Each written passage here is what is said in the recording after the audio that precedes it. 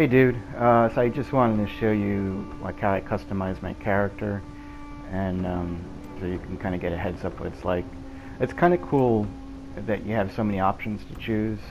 Um, like for your head, you have all these different faces that you can go through, and you get to choose what your character looks like. You could change color of your character's hair, the beard, if he has glasses, the gender, the race, the whatever you want to do. Which again, Battlefield doesn't have. I mean, you're basically stuck. If you're an assault guy, that guy's is the same character for everybody, and which is kind of annoying. That's the Insurgents. I just have it like that.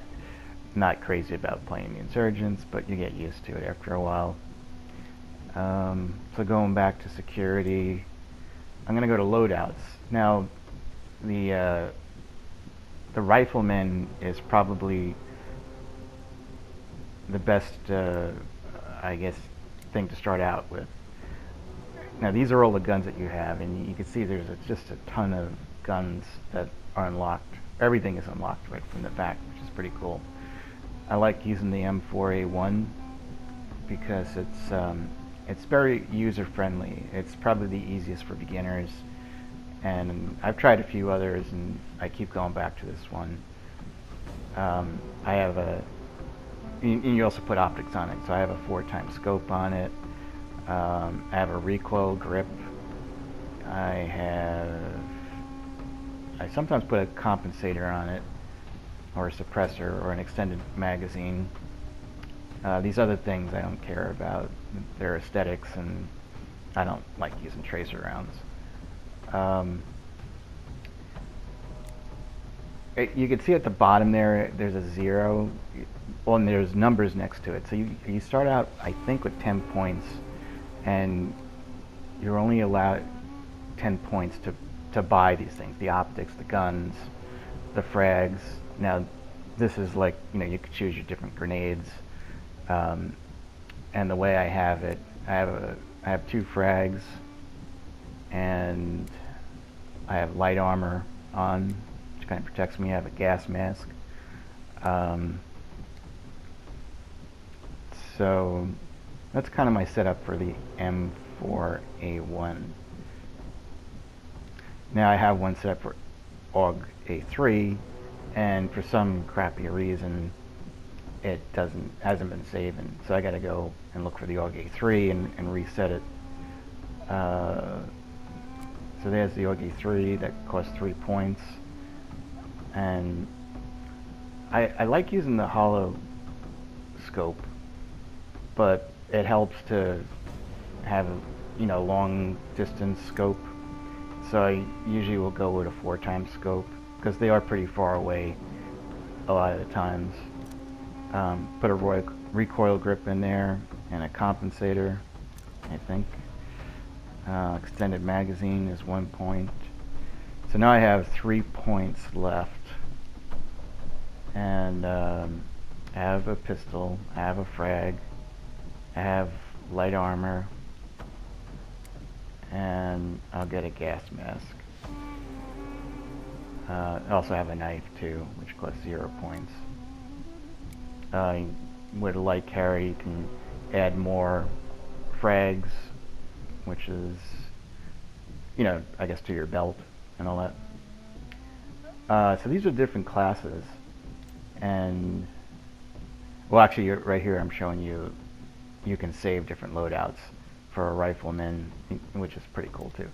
So that was the rifleman. This is the breacher. This is the advisor. Again, like they all have specialist weapons: demolitions, marksman. I think I did demolitions twice. Here it is, the marksman with the sniper rifle, and the gunner, which is like a machine gun, I guess. These other ones I haven't unlocked because I'm not at that level yet. But once I'm at 17. Once I'm at 20, I can be an observer and a commander and call in like helicopter strikes and stuff like that. Now I'm going to the shooting range, and I just want to show you here how it kind of works with the the spawn troops. So now this one is, I'm using the M4A1, and now I got the scope on. And you could shoot anything on the range. And the bullets actually stay in there, which is pretty cool. It's like if you go down there, you can see where your bullet landed. There's like no recoil on this. I guess partly because it's close and I'm using single shot. So now I'm going to go to the computer and I'm going to call in the enemy troops to come in so I can practice against real enemies.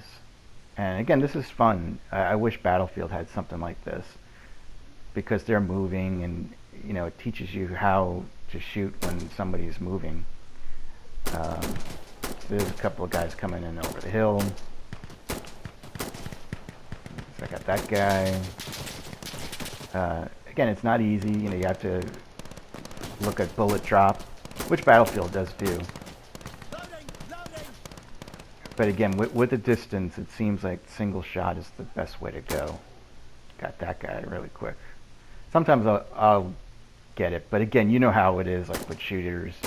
Your controller, sometimes you'll go a little too fast, or it's set fast, or it's set slow, and you can adjust that too here. But right now I'm setting on the default. And these guys behind the truck are a pain in the ass to get. I'd probably just throw a grenade at them, but I didn't do it. I'm trying to nail them. It's not easy. So you kind of look around to see if any of them are about. And sometimes they actually come into the building, which is annoying. I don't think they should do that. But there's a couple to the right there that are trying to come. See, it's not easy. But I think, I guess, the more you practice, the more you'll get used to it. It's like, I can't get this guy. And then I get shot by somebody. But I guess that's about it. Oh no, actually here I'm showing you it. Now I have it on auto. And you see how, like, you know, the recoil just goes all over the place. It's hard to take them down. I mean, you can. It's much better at close quarters because you could spray a bunch of bullets into somebody and they're bound to go down. But now I'm still doing that auto fire. I think I'm going into single shot now. Am I? Yes. So with single shot, you know, you really are more like a marksman. And it's just so much easier to nail these guys, and that's why I always use that when shooting at enemies in a distance. Cover me! I'm reloading! That thing just doesn't go down, but it's fun. Everything's fun to shoot at, and most of these things are destructible. So it's just like a shooting range. And again, it's cool that, you know, you have enemies coming in. But I think this is coming to an end, and I just wanted to show you real quick, you know, what it's like and, you know, what you could do.